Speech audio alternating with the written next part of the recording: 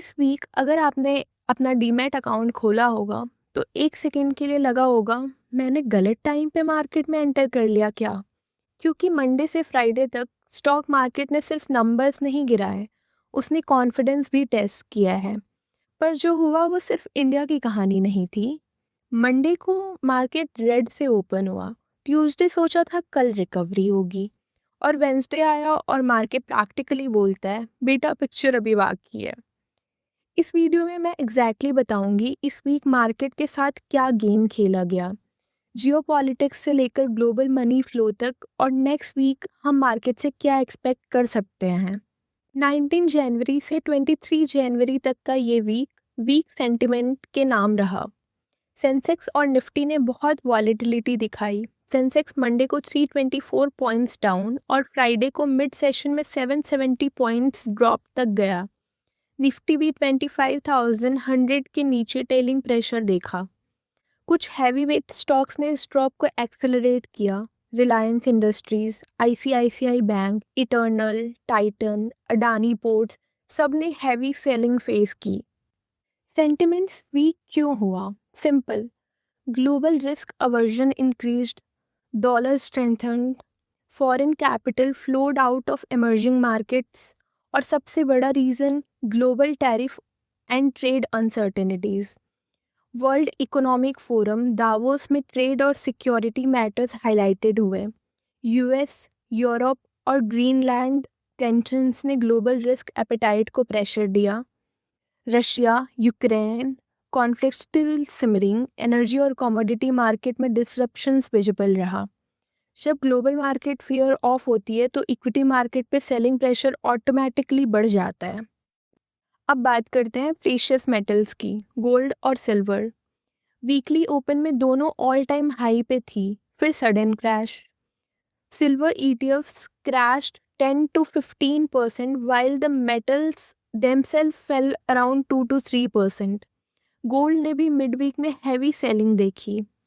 ये ETF crash की weird volatility इसलिए हुआ क्योंकि ईटीएफ यूनिट्स प्रीमियम के ऊपर ट्रेडिंग कर रहे थे। जब रियल मेटल प्राइसेस थोड़े डाउन हुए, ईटीएफ प्राइसेस ने ज़्यादा स्लाइड दिखाया। इसका मतलब प्रीमियम इरोजन हुआ। बस ये मिसमैच ही कंफ्यूजन क्रिएट कर रहा है मार्केट में। और फिर आज मार्केट ने पार्शियल रिकवरी दिखा दिया। बायर्स ने बाई द डिप शो किया, जिसकी वजह से सिल्वर और गोल्ड प्राइसेस थोड़ा ऊपर आ गए। कभी ऐसा लगता है मार्केट ने हमें पैनिक में सेल करवा दिया, फिर सेम मार्केट ने हमें बाई बैक करने को फोर्स किया।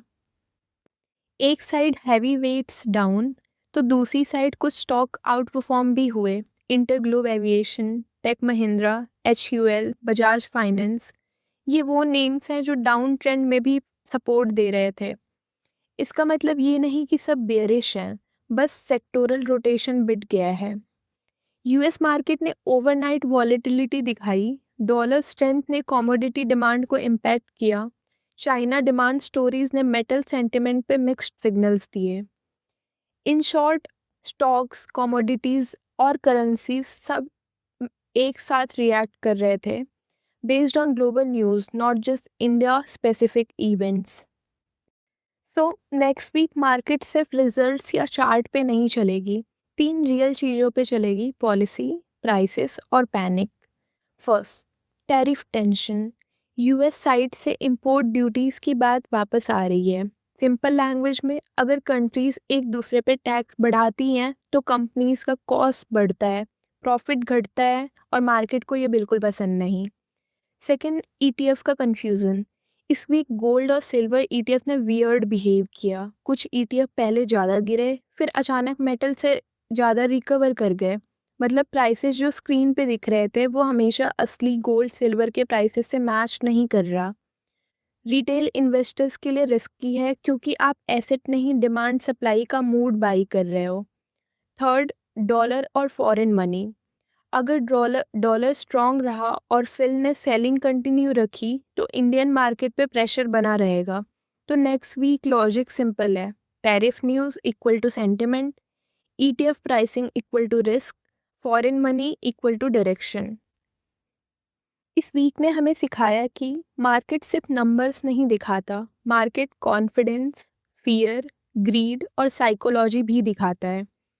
अगर आपको ये वीडियो हेल्पफुल लग रही है, लाइक करो, सब्सक्राइब करो और कमेंट में बताओ, are you buying the dip और are you waiting for another fall.